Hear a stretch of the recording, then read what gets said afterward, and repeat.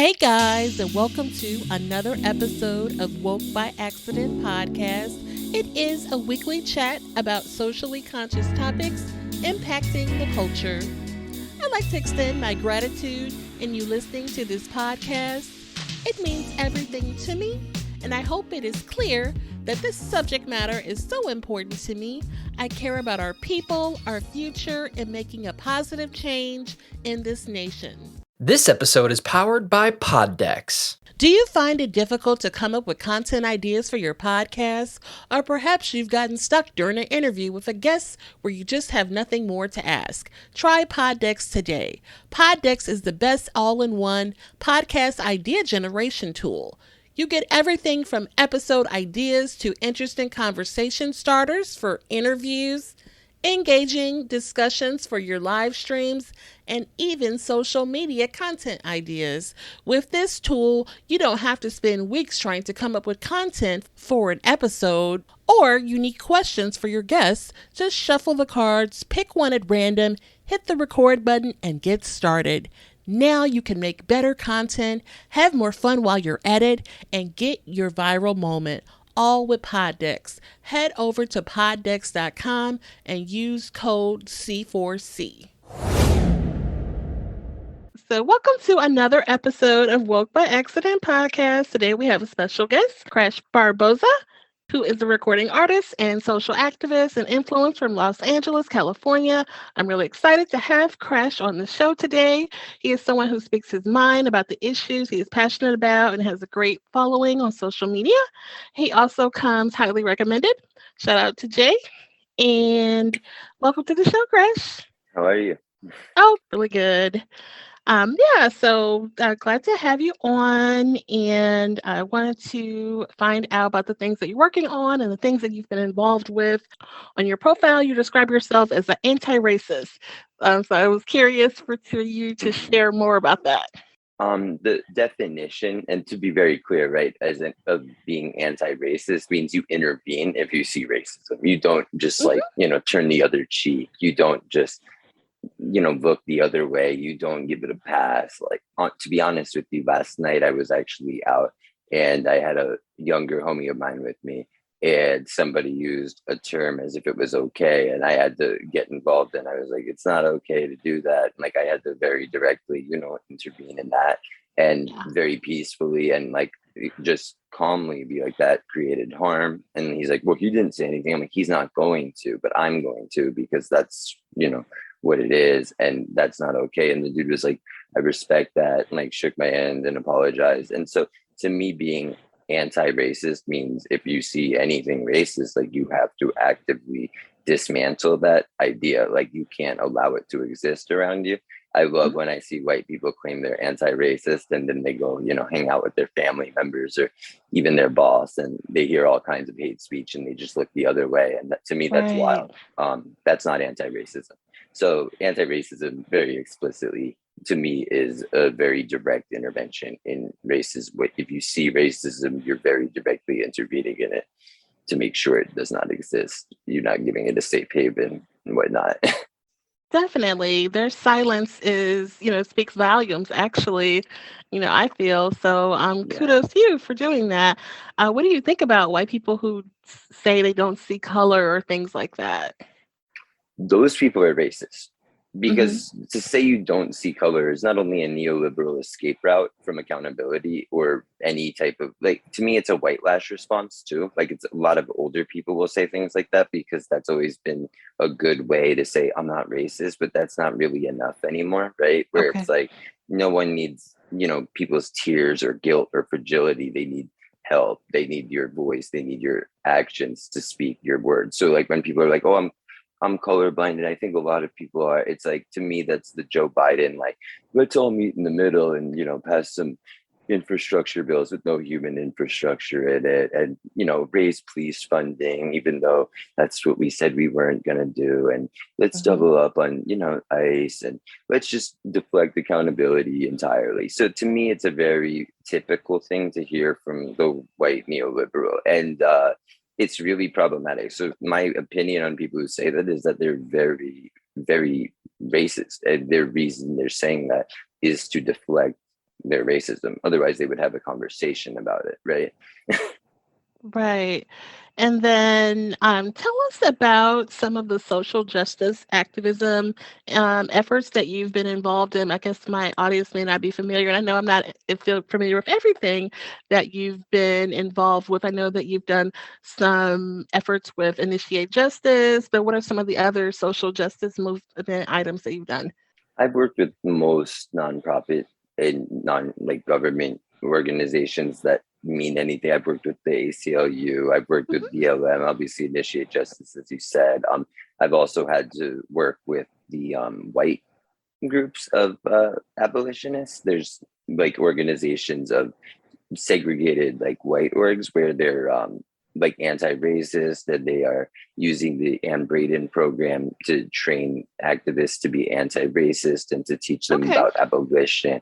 I think it's strange though, because we're talking about white people, right, who have a whites only sign at their door for collective liberation, and no group that isn't white has anything only sign on their door. And so I've always brought up that that is problematic. So I no longer Yes. work with those groups, because to me, that's just, it's not progress. That's backwards movement. To me, it's wild. I don't see how that's helping anybody either, because it's keeping people in a state of fragility where it isn't productive, because they're not interacting with the people they claim that they're speaking for and advocating for. They never even had a conversation outside of something related to working with an organization, out in their lives outside of, a workplace setting, very literally. So to Hmm. me, that's problematic. And I don't see how that can continue and cycle into anything more than a festering like cycle of the best way to describe it would really be just, I would say, toxic fragility, where it's very Yeah. promoted to just, kind of be like, this is really hard on me. And like, it's like, but can you imagine what it would be like if you weren't white? You know what I mean? And so to me, like, it really isn't a pass on that. So that's how I feel about that. Other orgs I've worked with though is, I've worked with Amnesty. I think I said I worked with the UN on a few things. I mean, I've worked with overseas orgs. I try Wow. to do as much as I can. If I'm asked to do something, I try to do it. If it's not putting me over capacity, I will. And so yeah, I mean, I really lately it's just been great to work with Initiate Justice, because that's where I feel most at home. Probably like that's where it feels most like it's a family as of right now. Okay. And you mentioned the abolitionist movement. So you agree with that school of thought to abolish the prison system and Policing prisons.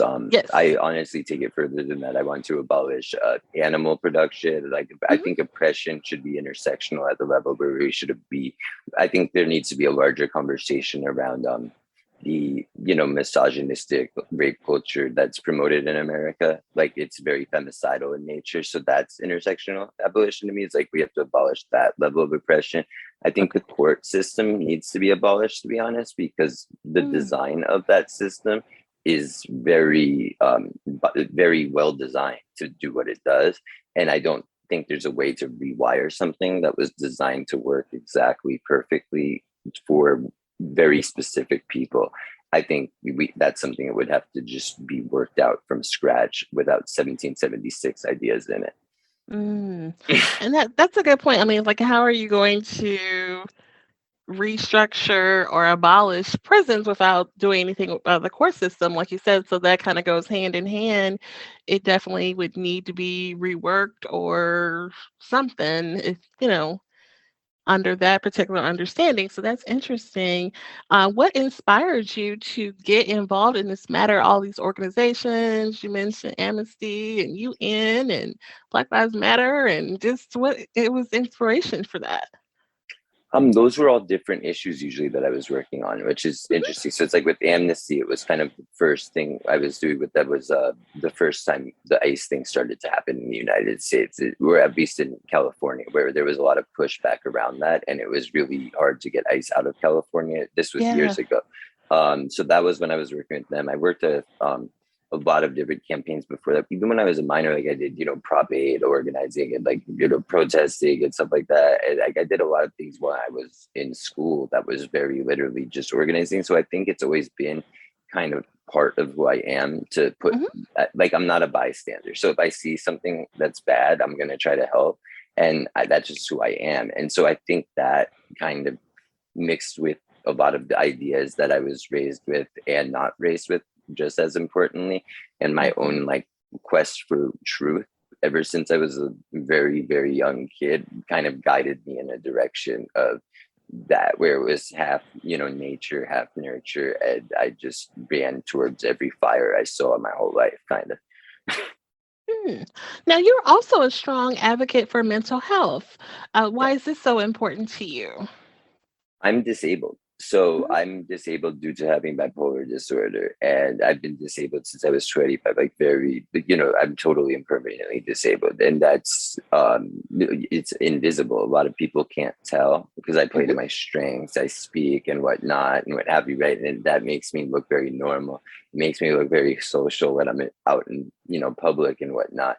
And so that's why it's important to me, because there's a lot of people that are dying every day because they don't have help, and there's a huge level of medical apartheid that exists, and I mean that very literally, in our society. And that's another thing that needs to be abolished, is the medical industrial complex, because that's so oppressive in nature that it's not conscionable, you know what I mean? So it's like, I mean, the US prison system being the world's, not the world's, but the United States, it's, major mental health provider, is a staggering statistic, and I don't think anyone should be okay with it, and no one's really talking about it. And so to me, mental illness is really important to break the stigmas down on, because the problem is, and this is a problem with patriarchy and other things as well, is that we can't talk about our feelings. We're told not to. We're told to be strong. We're told to move through things, and we're just weighing ourselves down and hurting ourselves. And people die. I mean, bipolar people are killing themselves all the time.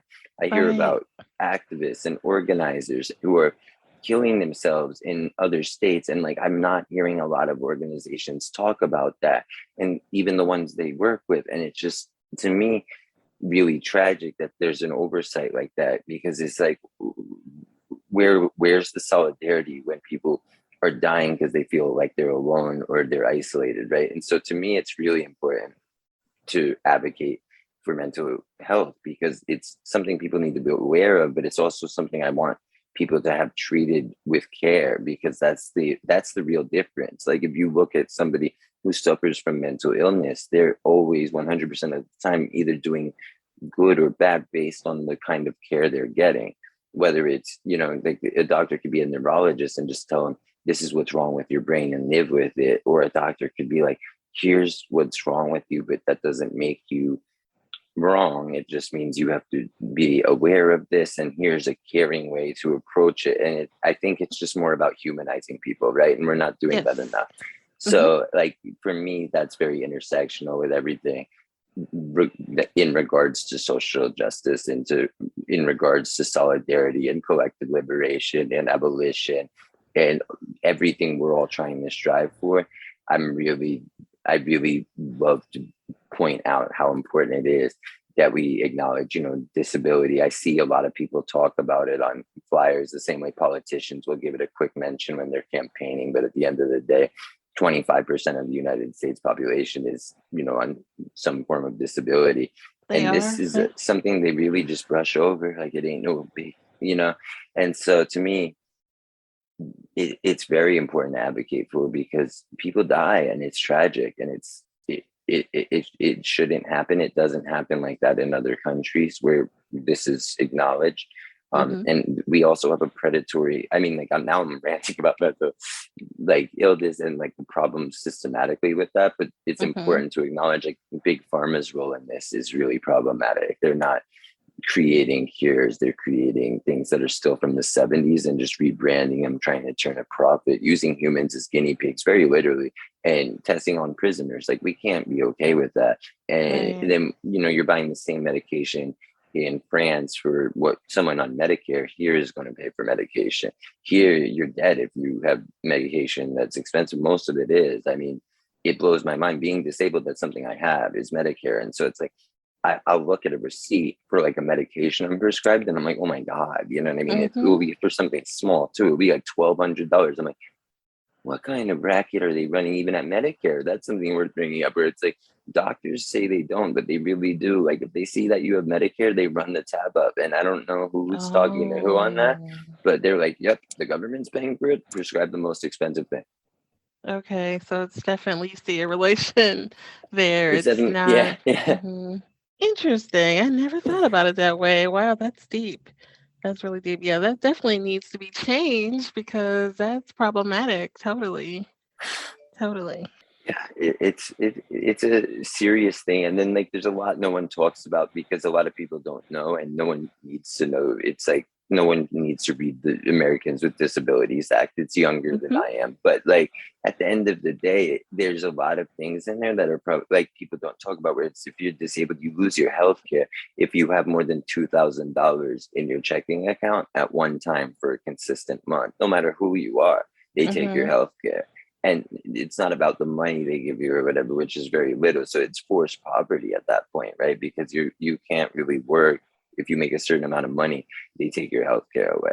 Like so, it's like you have to trust private sector healthcare and your ability to afford that and be okay as a disabled person that won't like have a for somebody who has mental health issues. You really don't want to put all your cards on the table, or anybody who has anything that has good days and bad days, quote unquote, which is most disabled people, I would say. Like there's a real level of access problems there where we're looking at a world where even in LA, I think less than 2% of buildings are actually wheelchair accessible. Like that this is shocking when housing is supposed to be a human right for disabled people as well. And then how are they supposed to access that housing if they very literally can't access it like physically?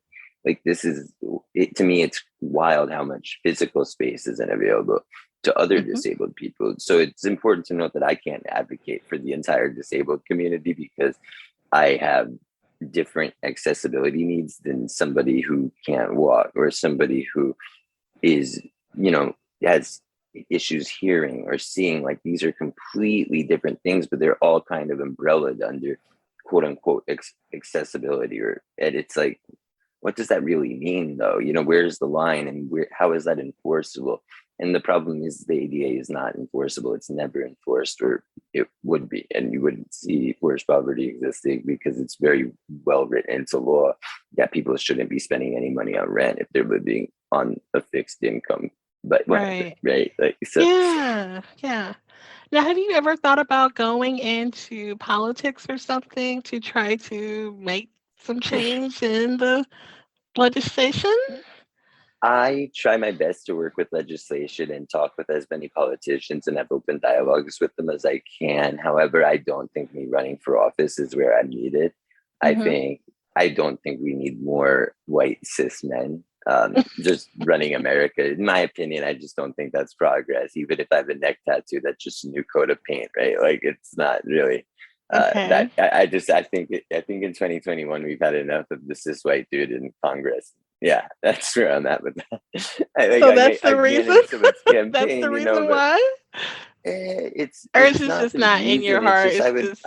It's more I'd rather have more representation in government for people who don't look like it, more or who look less like the founding fathers. You know what I mean? Like it's like these issues won't be addressed. Like certain issues like systematic racism, right? If we're going to talk about that, it's like that won't really be addressed until the people, like everybody always says, especially within abolition, the people closest to the problems are closest to the solutions, right? And so to me, it's just not really, I mean, yeah, I'm close to the problems, but at the same time, like, I don't think I look like a solution, if I'm in office. That's just how I see it. It's just, it's a weird thing where it's not like out of like, I don't want to do that because I don't want to step out of bounds. It's more like, to be honest, if I'm a politician, I have to be really nice to cops. You know what I mean? Like that's part of your job. Like you have a daily meeting with cops. You know what I mean? Like police units. Like, I just don't want to do that either. Like let's be real, I just can't.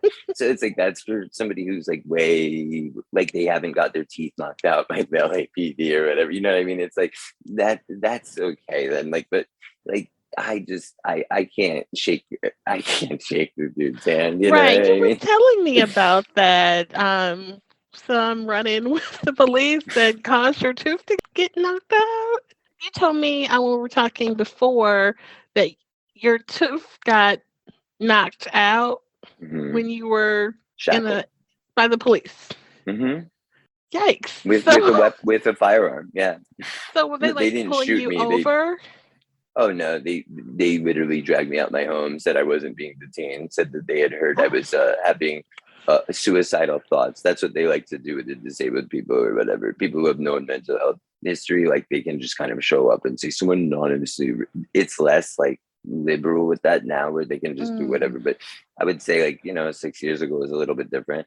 And yeah, no, they dragged me out of my apartment though, and like it was literally like, hey, we heard you're thinking about suicide, so we came to make sure you're okay. And I'm like, please leave my property. And they're like, we can't do that.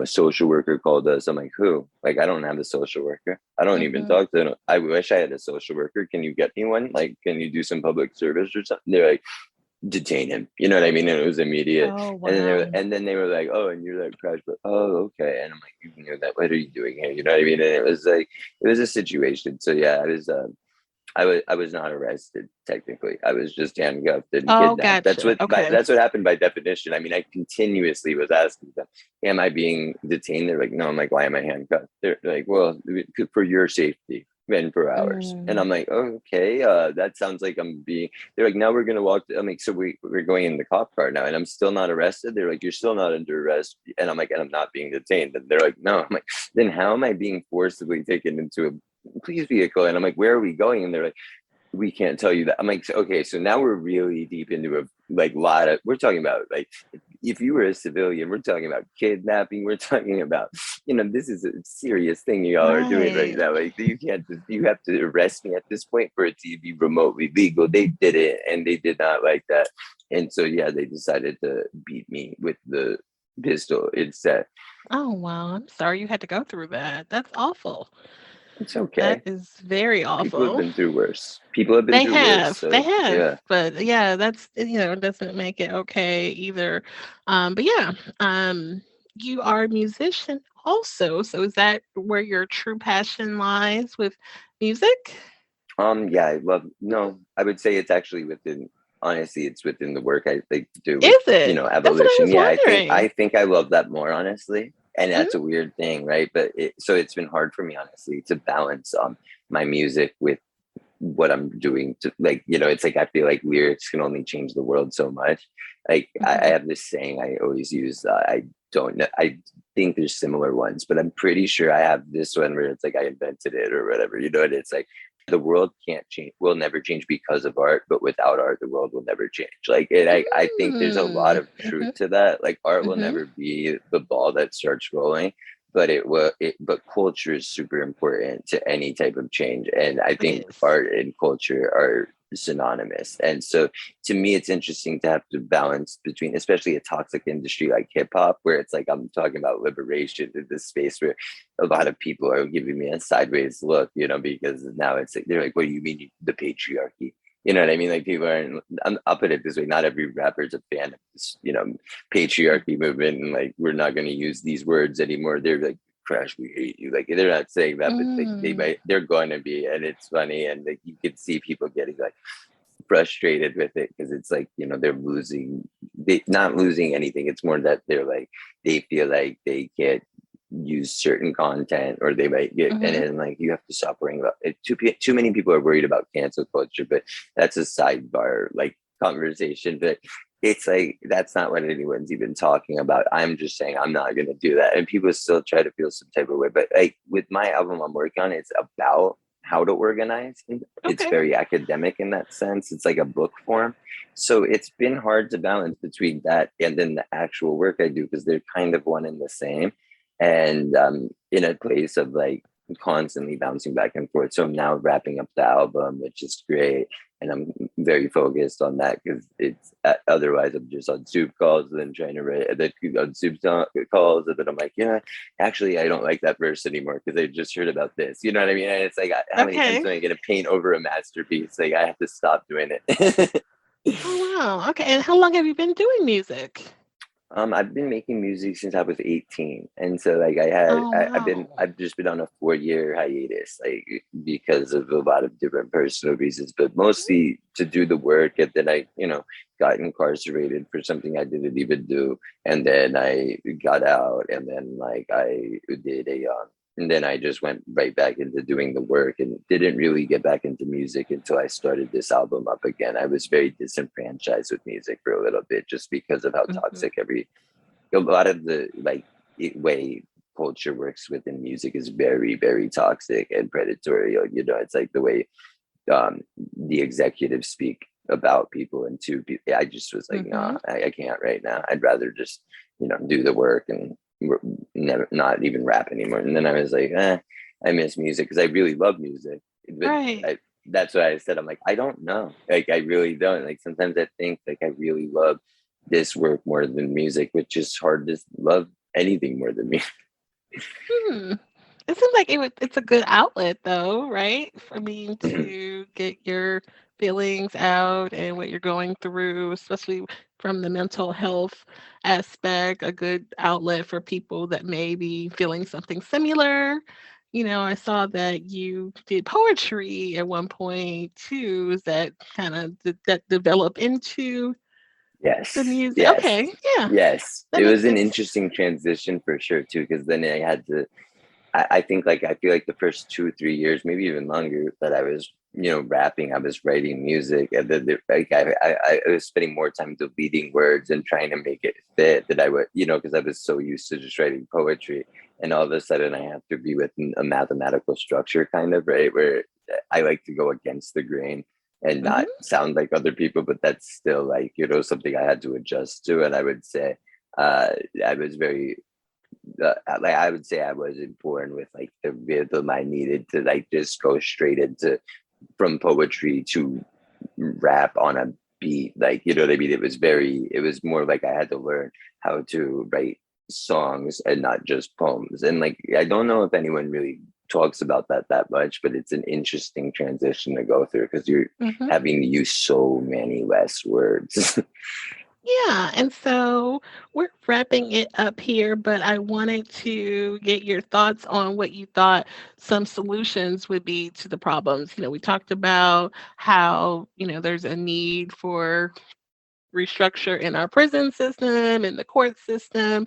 What is the solution? I mean, is abolition, abolishing it, you feel like the way, or what is the solution?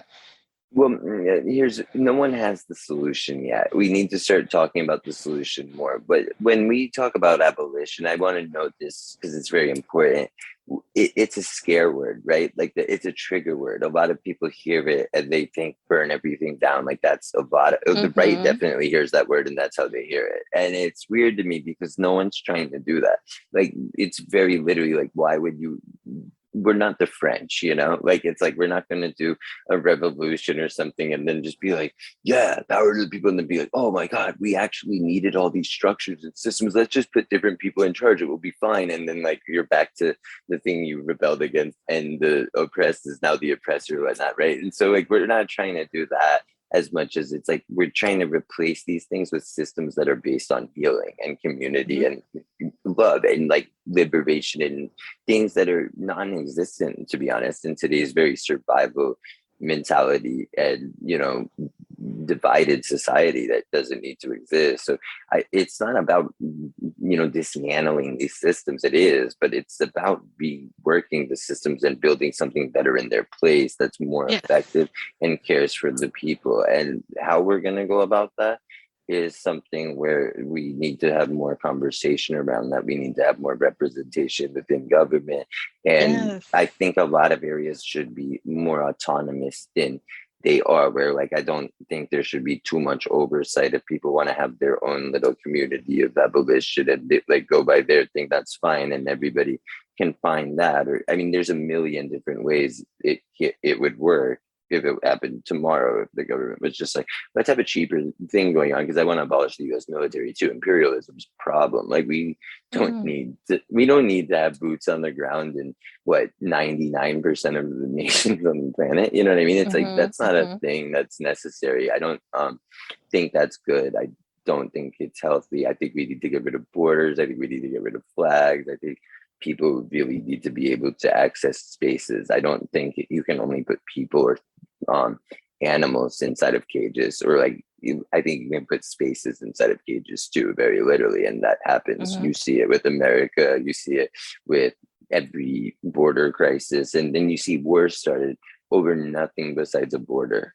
And like it's other reasons, but it's really a border and a flag that these wars start over. But if people like had a conversation, it wouldn't go down like that. And so to me, I don't think it's healthy for us to be in a place of divisiveness, because it will continue to normalize what we call human nature. And I don't think we're very clear on what human nature is. I think that we've always lived in a society that glorified oppression in some way, shape, or form, and violence and domination of other people, and acquiring property. And so I think the less that's normalized, and it will take generations of denormalizing that, obviously, but it's like when that isn't normalized, when it's not like kill something just because you can eat it, like that probably creates the idea that I should just maybe kill somebody randomly. Like when we're talking about people who are just, they say people are born that way, like, and I'm not so sure. I think society is just being so predatory in nature. Is glorified literally in every culture, dominating your competition. Yet like every society that is based on any remote form of capitalism glorifies the oppression of other people, because if somebody's winning, somebody's losing really hard. That's kind of how capitalism works, and Right. So that's what I think. I think it's those are the solutions, are really reworking the system and really reimagining how the system could work. And I don't think enough people are doing that, as much as people are like, we just need to say, we hate cops, we need to do this. And it's like, what's that do though? You know what I mean? It's like, I'm not saying a lot of people do that who know what they're doing, but there's a lot of irresponsible people who run around just kind of trying to make a statement that doesn't need to be made, and it harms the larger group. It's like no one, and they don't care. And this is typically white people who do this, and that's what I mean about there being issues when it comes to segregated white anti-racist and abolitionist organizations, because that can't be okay. Okay. And then tell us, you mentioned that you're working on music. How can people or find your music and get in contact with you if they would like to do so? Right now I'm on a social media hiatus to focus, Okay. but my Instagram's at Crash Barbosa, and I'll be back soon. It's indefinite, but I'm sure I'll be back soon enough. Like my album's very close to being done. I'm just focusing on some things, so you can find my music by Googling me pretty much. A lot of my catalog is not up anymore because I want my album to be like highlighted. I honestly thought the album would be out like 4 months ago. Then I started working on clothing. I do too much at once. And so people really could just find information about me from my Instagram, from just adding me. I mean, I'm a pretty accessible person. Right now I'm not, because my Instagram I'm not logging into, but usually I'll try to respond to every DM I get and whatnot. So that's a good way for anyone to find my content. I'm pretty sure all my music links are still on that page. I don't think I deleted anything like that. So that's usually the best way to do it. My website's being built right now, and I have to rework that too, because the clothing part. So like a lot of things with the clothing kind of made me have to pivot a little bit, but adapt and evolve, right? So people can always just find me on Instagram at Crash Barbosa. Anywhere else, like if there's oppression happening, I'm somewhere around there, like making sure nobody's put in danger and things like that. So Awesome. Definitely. Anything else you want us to know, or anything else you want to share? Not necessarily, not outside of the fact that like I really would love just say that I appreciate you having me on, and that I really love that Jay put us in touch. I think I got through this without cussing once, which I really love. Yay! Okay. All right. I Right? appreciate that. That's awesome. Yeah, no, I got you. I was like, I'll try. I think I got you. Like, thank you for telling me though. You know, like, 'cause if I did, I would have been like, yep. Like, All right. Well, good. Okay. Well, I appreciate you for stopping through. Welcome by Accident podcast. You're welcome here anytime. And we look forward to great things that you'll be doing in the future. So thank you so uh, much, you're and have a great welcome. rest of your day. You too. Thanks for listening, guys.